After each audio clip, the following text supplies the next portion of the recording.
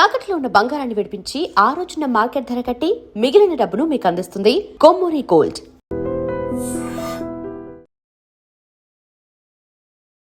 Hello views, welcome to I dream media. ఒక్కొక్కసారి కొన్ని సంఘటనలు చూస్తుంటే ఆ భగవంతుడి మీద భలే కోపం వస్తుంది. ఎందుకంటే మరీ పగబట్టినట్టు కొన్ని కుటుంబాల్లో జరిగిన సంఘటనలు చూస్తుంటే అయ్యో భగవంతుడా, అసలు ఏంటి నీ మాయ, ఏంటి నీ లీల అనిపించకుండా అయితే మాత్రం ఉండదు. సో 2 సంవత్సరాల దాత్రిశ్రీ కన్నీట గాథ, అదేవిధంగా విషాద గాథ కూడా ఒకసారి వినియండి. 2 ఏళ్ల పాప అయినటువంటి ధాత్రిశ్రీ తన అమ్మ నాన్నలతో చక్కగా అమ్మమ్మ వారింటికి పండగ ముచ్చట తీర్చుకోవడానికి వెళ్ళింది. అదేవిధంగా పుణ్యక్షేత్రాలైనటువంటి అరసవెల్లి ఇంకా ఆ చుట్టుపక్కల ఉన్న ప్రాంతాలన్నీ కూడా సందర్శించి తన పుట్టు వెంట్రుకలు కూడా ఆ సూర్యనారాయణ మూర్తికి ఇచ్చేసి దేవుని దర్శనం చేసుకొని అమ్మ నాన్న నేను హ్యాపీగా ఉండాలి దేవుడా అంటూ శ్రీకాకుళం జిల్లాలో ఉన్నటువంటి ఆ దైవ దర్శనాలకు అన్ని కూడా వెళ్ళి వచ్చేసింది. ఇంకా అమ్మ ఒళ్ళో కాసేపు ఆడుకొని నిద్రపోయింది. తీరా చూసేసరికి ఎక్కడుందో తెలుసా? ఆసుపత్రిలో ఉంది. ఇదంతా కూడా శ్రీకాకుళం జిల్లా వెళ్తున్నటువంటి ఒక కుటుంబంలో జరిగిన ఒక విషాద సంఘటన. రమేష్ అదేవిధంగా సుజాత ఇద్దరు దంపతులకు కూడా 2022 సంవత్సరంలో మ్యారేజ్ అయింది. 2025 సంవత్సరం తర్వాత హైదరాబాద్లో ఒక ప్రైవేట్ కంపెనీలోని అసిస్టెంట్ ఎలక్ట్రికల్ ఇంజనీర్గా విధులు నిర్వహించిన తర్వాత సొంత ప్రాంతమైనటువంటి విశాఖపట్నం జిల్లా భీమిలి నియోజకవర్గం దాకమర్రి ప్రాంతానికైతే మాత్రం వచ్చేసారు. వచ్చేసిన తర్వాత ఇక్కడ ఒక శ్రీకాకుళం జిల్లాకు చెందినటువంటి పైడి భీమవరం ప్రాంతంలో ఒక ప్రైవేట్ కంపెనీలో కూడా ఉద్యోగాన్ని చూసుకున్నాడు. అంతా బాగానే ఉంది, హ్యాపీ ఫ్యామిలీ. చక్కగా మంచి పాప పుట్టింది, ధాత్రిశ్రీ అని పేరు పెట్టుకున్నారు. ముద్దులొలికే పాప ముసుముసు నవ్వులతో ఆ తల్లిదండ్రుల మధ్య మాట్లాడుతుంటే వచ్చి రాని మాటలతో బుజ్జి అడుగులతో ఇంకా ఆనందానికి కూడా అవధులేవు. ఇదంతా బాగానే ఉంది. సరే అల్లుడు గారు అమ్మాయి గారు పండక్కి రండి అంటూ శ్రీకాకుళం జిల్లా గార మండలం నిజామాబాద్ ప్రాంతానికి చెందినటువంటి అత్తగారు ఫోన్ కాల్ చేశారు. ఎలా అయినా సరే మా మనవరాల్ని అమ్మాయిని కూడా పండక్కి తీసుకురావాలని. సరే ఇంకేముంది, వీకెండ్స్ కదా, నేను సెలవు కూడా అడిగేశాను, మీ అమ్మగారింటికి పండగ కూడా వెళ్దామని ముగ్గురు జామ్ అంటూ బయలుదేరారు. పండగ అంతా కూడా అయిపోయింది. చక్కగా బంధువులందరినీ కలిశారు. అన్ని పుణ్యక్షేత్రాలు దర్శనం చేసుకున్నారు.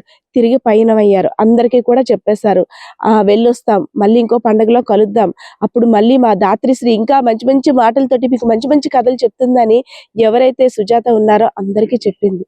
కానీ అక్కడి నుండి విజయనగరం వచ్చే మార్గం మధ్యలో ఒక యాక్సిడెంట్ జీవితాన్ని మలుపు తిప్పేసింది. ధాత్రిశ్రీని అమ్మా నాన్నలు లేని అనాథగా మార్చేసింది. లావేరు మండలం బొడుమూరు ప్రాంతంలో ఒక యాక్సిడెంట్. వీరు వెళ్తున్న బైక్ ని కారు ఒక మృత్యు శకటంలా వారిని కబలించేసింది, ఆ తల్లిదండ్రులు ఇద్దరిని కూడా. సో తండ్రి అక్కడికక్కడే స్పాట్లో మరణించగా తల్లి సుజాత కాస్త మృత్యుతో పోరాడి తన భర్త క్షేమంగా ఉన్నాడా లేడా, తన బిడ్డ ఎలా ఉందో తన బిడ్డకి దిక్కెవరు అనుకుంటూ తను కూడా ప్రాణాలు విడిచేసింది. సో తల్లిదండ్రులు ఇద్దరు కూడా ప్రాణాలు విడిచేశారు. మా అమ్మ దగ్గర ఉండాల్సిన నేను ఆసుపత్రి బెడ్ మీద ఏంటి ఈ మిషన్లు అన్నీ కూడా ఇలా ఉన్నాయి, నాకు ఆడుకోవడానికి రోజు చుట్టూ బొమ్మలు ఉండేవి, కానీ ఇప్పుడు ఏంటో డిఫరెంట్గా సౌండ్స్ చేస్తూ ఈ మిషన్లు అన్నీ కూడా కనిపిస్తున్నాయి. తెల్లని బట్టలు వేసుకొని ఎవరెవరో అందరూ నన్ను వచ్చి చూసి వెళ్తున్నారు. అసలు నేను ఎక్కడున్నాను, అమ్మ నాన్న దగ్గరికి ఎప్పుడు వెళ్తాను అంటూ అయోమయంగా చూస్తున్న ఆ చిన్నారి చూపులు ప్రతి ఒక్కరిని కూడా గుచ్చుకుంటుంటే నిజంగా కన్నీరే వస్తుంది.